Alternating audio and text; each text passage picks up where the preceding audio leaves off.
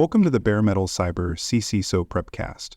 This series helps you prepare for the exam with focused explanations and practical context. Welcome to the Bare Metal Cyber CISO Prepcast. This series helps you prepare for the exam with focused explanations and practical context. Designing effective security controls is a strategic responsibility that requires more than just technical expertise. It involves aligning control objectives with business goals, risk tolerance, and regulatory expectations. Controls must be built to protect what matters most, and they should reflect the organization's risk appetite while supporting compliance with applicable laws and frameworks. Simplicity and clarity in design improve both adoption and effectiveness. When controls are difficult to understand or implement, users find ways to bypass or ignore them. Effective controls are enforceable, measurable, and auditable, meaning that their presence and performance can be demonstrated consistently over time. The best controls also strike a careful balance between usability and security. They must not disrupt operations unnecessarily, but should still prevent, detect, and help recover from threats in a coordinated and layered manner. Good design means considering not just one security objective, but how a control supports multiple outcomes. A critical step in designing effective controls is mapping them to real-world risks and regulatory requirements.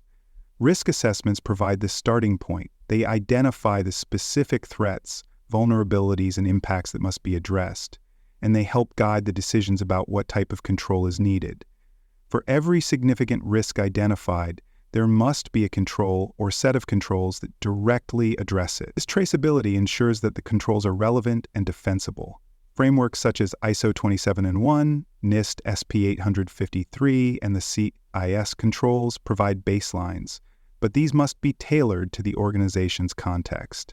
Regulatory mandates must also be incorporated, especially when handling sensitive data or operating in regulated industries. Over-engineering is a common pitfall. Adding more controls than needed can create cost, complexity, and resistance without improving security. Every control should be justified, and where a control is not implemented, there should be a documented rationale explaining the decision. This supports audits and executive oversight. For more cyber-related content and books, please check out cyberauthor.me. Also, there are other podcasts on cybersecurity and more at baremetalcyber.com. No two business environments are the same, and security controls must be tailored accordingly. Factors such as industry, organizational size, and operational complexity all influence design choices. A large multinational corporation will require different control structures than a small regional firm. Technology environments also vary. Controls must be adapted for cloud-based systems, hybrid infrastructure, on-premise deployments, or software-as-a-service models. Mobile and remote workforces require different access and monitoring solutions than traditional office setups. Controls that ignore these realities are unlikely to succeed. Integration is key. Controls must fit into existing workflows and processes. If a control slows down business or requires extra effort without visible benefit, users are likely to resist or circumvent it. Controls should also align with the company's culture and security maturity. A highly regulated organization with a strong compliance focus will tolerate more rigid controls, while a tech startup may need more flexible, adaptive solutions. The CISO must take all of this into account to ensure that controls are effective without becoming burdensome. Preventive controls are designed to stop unauthorized actions before they occur. These are often the first line of defense and must be carefully considered during design. Examples include multi-factor authentication, network segmentation, endpoint protection, and secure software development practices. One principle of preventive control design is to enforce least privilege, giving users only the access they need, no more. Consistency in configuration is also vital. Controls that vary across environments increase the risk of gaps or misconfigurations. Preventive controls must be embedded as early as possible, whether in systems architecture or DevSecOps pipelines. Waiting until later phases increases cost and complexity. Relying on a single control is risky. A layered approach ensures that if one control fails, others remain in place. This is the essence of defense in depth. Preventive control design must also consider exceptions, and workarounds, building flexibility while minimizing exposure. Detective and corrective controls are equally important in a resilient security strategy. Detective controls are designed to identify threats, anomalies, or policy violations. These may include SIEM alerts, log monitoring tools, endpoint detection and response, or user behavior analytics. The goal is to detect issues quickly so that they can be addressed before they cause damage. Corrective controls are the mechanisms that help restore systems and prevent recurrence. These include backup systems, re-imaging procedures, and playbooks for incident response. Effective design includes clear triggers that initiate corrective actions and defined roles for who must take those actions.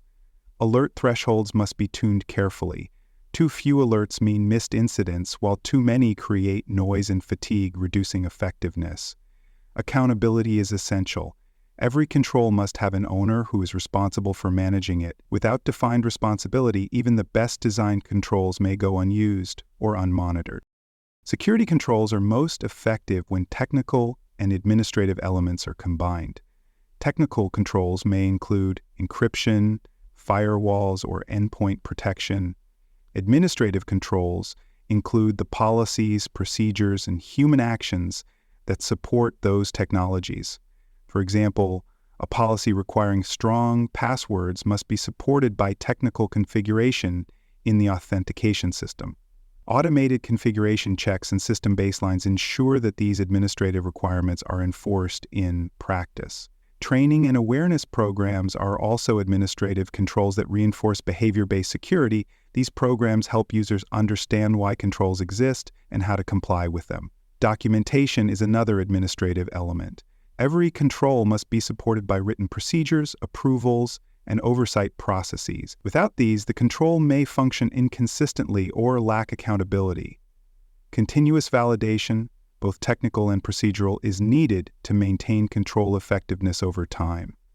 This combination of human and technical measures creates a more comprehensive defense posture. Controls must also be designed with resilience and fail-safe behavior in mind. No system is immune to failure, so security controls must continue to function under stress. This includes power outages, hardware failures, or attacks that attempt to disable defenses. Fallback mechanisms such as alternate authentication methods or manual processes must be included in the design. Error detection should be built in to identify when controls are not working. Secured defaults are another important principle. Systems should be configured to deny access by default and require explicit permission to grant access. When systems fail, they should do so in a way that minimizes risk. Documentation is key. Controls should be tested to ensure that failover mechanisms work as intended. Manual overrides may also be needed for emergency scenarios, but these must be logged and monitored to prevent abuse. Planning for degraded operation, when full functionality is not available, helps the organization maintain security even during disruptions. Control ownership is a core element of sustainable design. Every control must have a designated owner who is responsible for its operation, review, and improvement. This includes both business and technical perspectives.